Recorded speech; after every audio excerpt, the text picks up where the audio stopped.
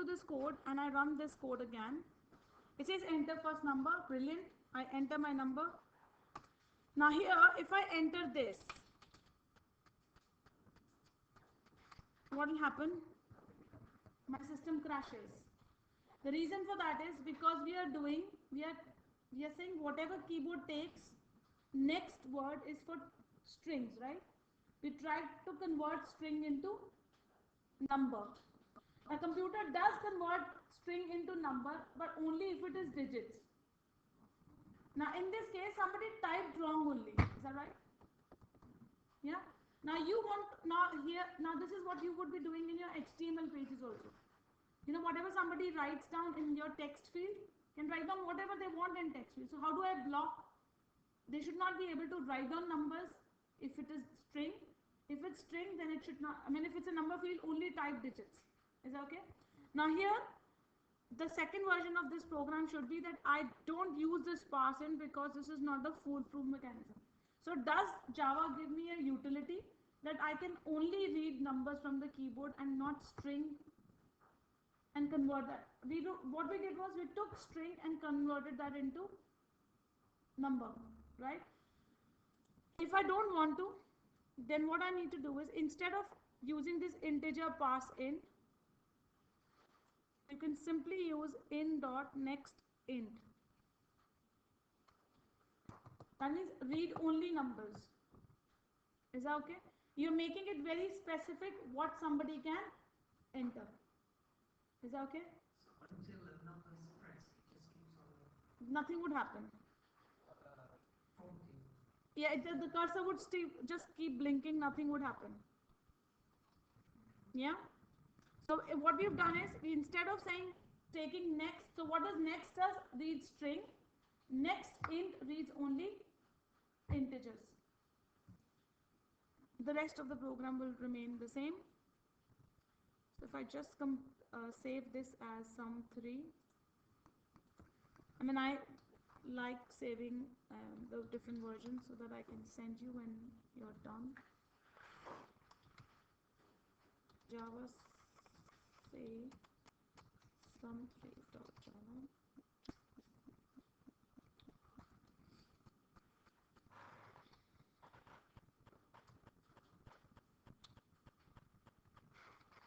Why didn't I type?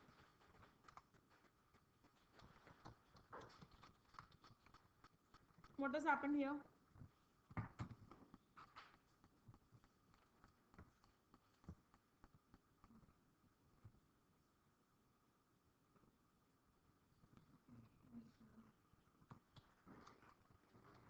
If I'm typing this,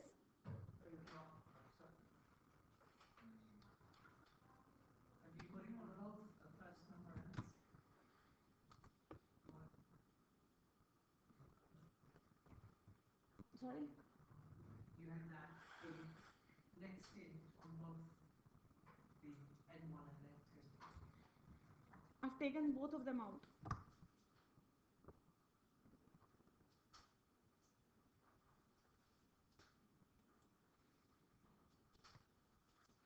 So what is happening is, if I type a number, it is fine, right? So you thought that, okay, now there is nothing called as not allowing entry, right? We will have to write down a code that we don't let this error come out. Yeah. We cannot, there is no function in Java language so far that it can stop you from reading input, right? The reason for that is, these are, how does computer or how does programming languages work? Whatever somebody is typing, it cannot be stopped from typing. Do you understand? It will go in. Now, how does computer work? There is something called as buffer. We create whatever needs to be, whatever you're typing in, that's going to go in a buffer. Just gets collected. And what does next or nextInt does is reads the next number from it. That's all. Does that make sense? As the name indicates, just read whatever is available next, right? So whatever you are reading it, if it is the number you require, fine. Otherwise, there is a error message, right? The only way to come out of that is that if there is an error, I I go back and read it again till I find it. Does that make sense? I don't want to see this error message. Yeah, we will talk about that group. We've not gone to do that groups yet. So that means we'll have to stop. So either method, whether you use next in or you use next and convert it into integer, if somebody types in the alphabets, it's going to crash. Do you understand? Can I have, for example, if letters have been typed, go back to the numbers? We don't. We don't. This is why programming seems to be like you have to think through what is allowed, what is not allowed, what will happen if somebody does this, what will happen if somebody, and then is the steps. Does that make sense? Like you're saying, I don't know, I have asked somebody to enter, but I don't know what they will type. Let's say whatever they have typed, you have to check what they have typed before sending it forward. Do you understand? And that's what your, if I relate it to what you've been learning in your web, you fill up, you are supposed to create an HTML form. So before you send it to the server, you are supposed to check what somebody has entered there. Before it's just saying, and the server saying it's wrong. It's a long journey before it goes to the submission. When you make that it's nextInt as the function, it would It just automatically means check if it's it an means integer. just read the next integer, but you have not typed next. Does that make sense? But I'll show you the magic here. No, we won't. We can't. We'll have to do a loop. We'll come back to loops when we are doing this, but we will have to. Okay, we'll talk. One more thing. I'll say that. Let me just run this.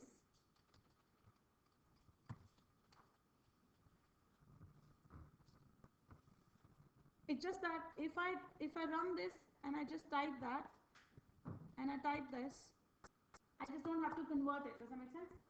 That's all. The only thing is that it is reading a number as a number. Also, effectively, it's just like that parse string, integer. Yeah, it's a short form of that, and it's just reading the number directly. Does that make sense? But it doesn't stop somebody from typing in text. Now what happens is, when you're compiling the code, those are called as syntax errors. Is that right? Which compiler can tell you, and you can fix it before you run the code, right?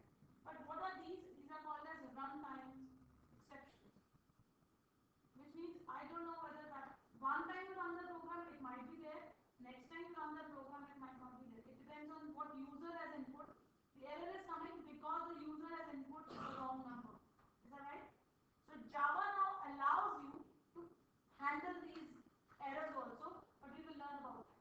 We are supposed to take care of these kind of errors while we were writing down our program before it crashes. Is that okay? But we will have to learn how to catch this exception, which we will do. How to take care of this program, and how can I just keep going back to that enter first number line if till the person is not entered the first number correctly. But usually what happens is the kind of programs are comes on a. If I create a user interface to it, let's take an example. Another way of getting rid of this is creating a user interface where the person is only given the choice to click or press numbers only. There's no alphabets. So he can't make that error, is that right? If there is a numeric pad and he only is given the option to press one of those buttons, half of the errors you don't have to take care of. Which is the reason these, I don't know if you've seen, the point of sale, the tills, where we go for shopping and they scan and On the till. the till, right? The Barcode. barcode or the till machines. They don't have any expensive keyboard. They're not given that option. The keyboards are tailored to the programs they are actually running, and their options are 1, 2, 3, 4 only. That's all. So all they need is a numeric pad, no letters. The reason for that. Yeah, because otherwise they will be crashing that. Like if there was more options to type than other options, people would be just typing whatever they would want to. That means the program would have taken care of that. But this is why programs are written sometimes keeping in mind what are they being made for. So they could be more extensive steps option is you don't give user that permission. There is no possibility of entering that information incorrect. I mean, in calculator, you can't type alphabet, can you? There's no, if you pick up a calculator application, you do not have an option to punch in letters. It only gives you the numeric pad only. So that's another. The user interface plays a quite interesting role. And in web, what is taken care of that is the drop downs. The drop downs, the radio buttons, and the check boxes. You know where people used to ask options? People used to enter whatever they want. Now we're just taking care of that by giving you drop downs or radio buttons. Where I don't have to check because the person can only choose from the list given. Now that is considered to be user interface features, which means people have to think less, not get confused what needs to be entered because the options are just in front of you. And the coding also gets reduced because I don't have to check what is coming in because there is no option they can fill in the wrong information. Yes. Yes, we are saying we are creating dumb users. That is the terminology we say. We are creating people who do not think. Hmm? But yes, the idea is that with this we will have to learn. So nothing happens automatically. So it's just one thing which will have to come out of this is in programming language, nothing is happening. There's nothing called automatic. You are creating a program to do things what you think are automatic. For you, those are automatic because you've been using them. You are a user, so for you they are automatic. But somebody wrote down the steps to make it look like it is automatic. Is that okay? So you have to start thinking from a program point of view. What do I want it to do? What do you want this code to do? How do you want to make code? Should we go ahead or tea break? Tea break. Coffee break. Go for coffee break. Code? Yeah. Yeah. Huh? 15 minutes.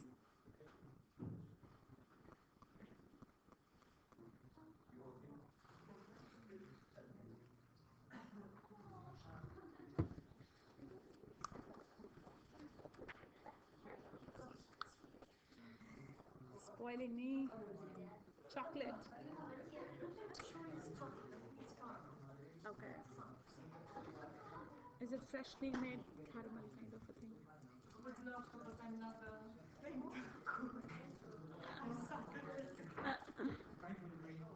Thank you. That's why I have a senior sous chef as a boy. That's why I have a senior sous chef as a boy. Oh, is it?